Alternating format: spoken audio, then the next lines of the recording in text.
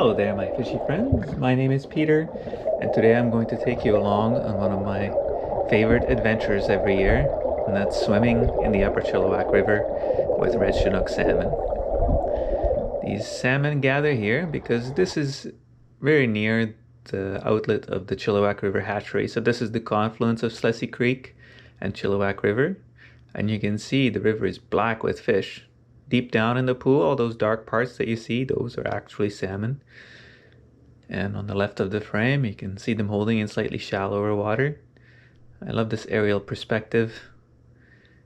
It really gives you a sense of the place before we go and dive underwater.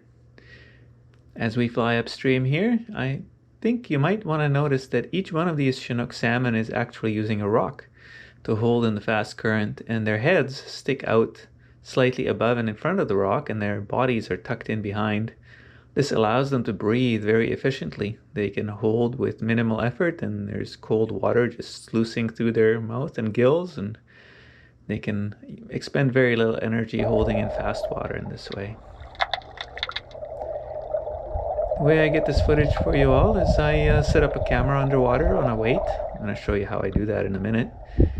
And yeah, just let it roll, and that way you can get really close to these fish without having to harass them, trying to chase them and get close to them. It's a salmon has a finite amount of energy that it enters the river with. They have body fat to burn, and once all that body fat is gone, they're pretty much, their energy is depleted. So anytime you interact with salmon, you have to be mindful of the fact that they are in fact limited, kind of like a battery. Once they run out of energy, they're done.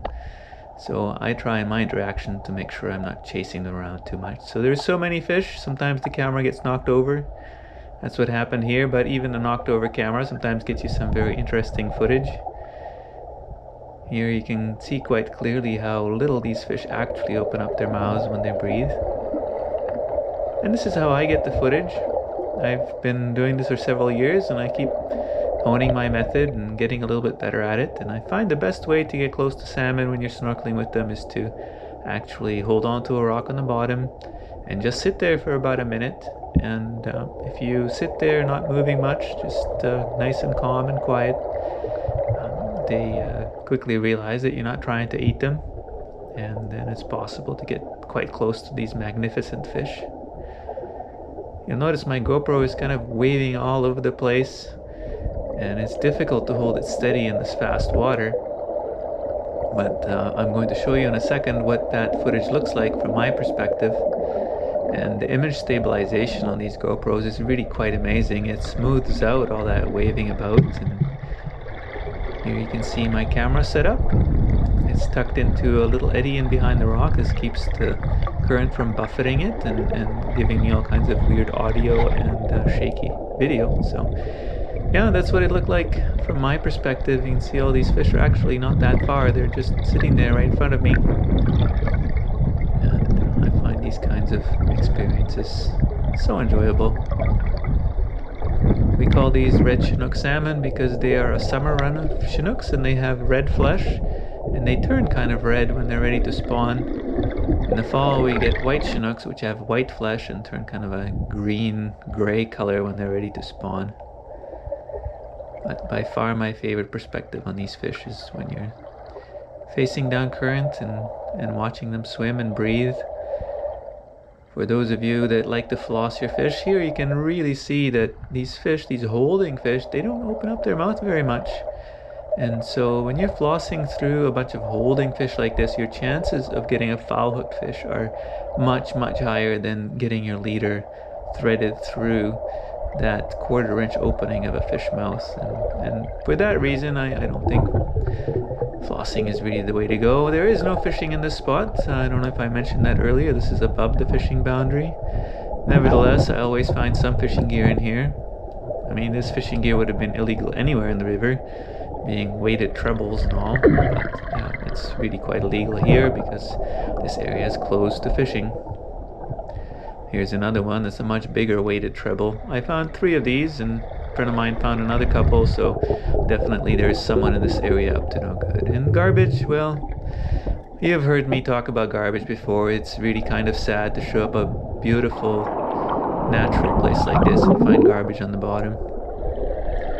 In this shot, I'm going to show you just how many fish are in here. I don't think it was very obvious from the air, but we'll start at the top where they're holding under the fast water and pan through into the deeper, calmer sections of the pool, and you can see there are really hundreds of fish stacked up here. I would guess maybe 3, 4, even 500.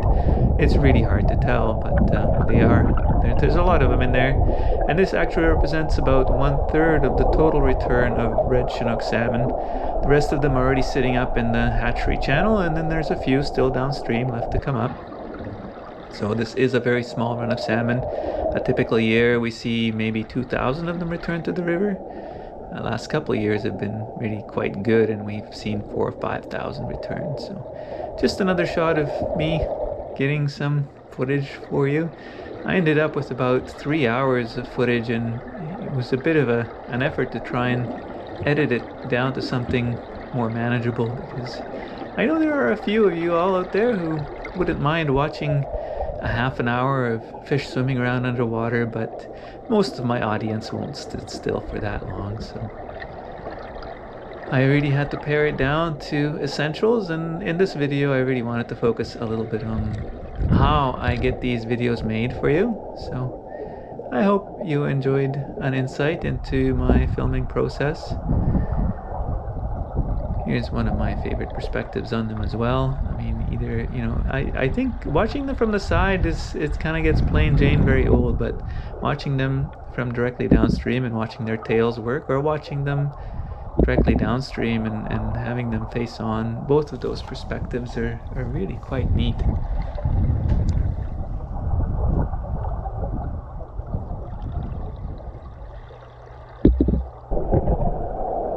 So this is the last trick in my bag of tricks for filming. Sometimes I turn the camera around into selfie mode.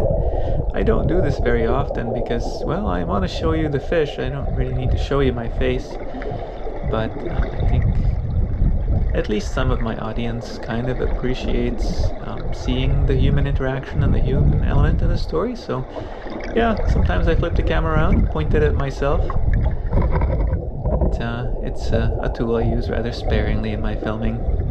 That's about it for today. Thanks for watching, and I hope you join me again this fall for more salmon footage.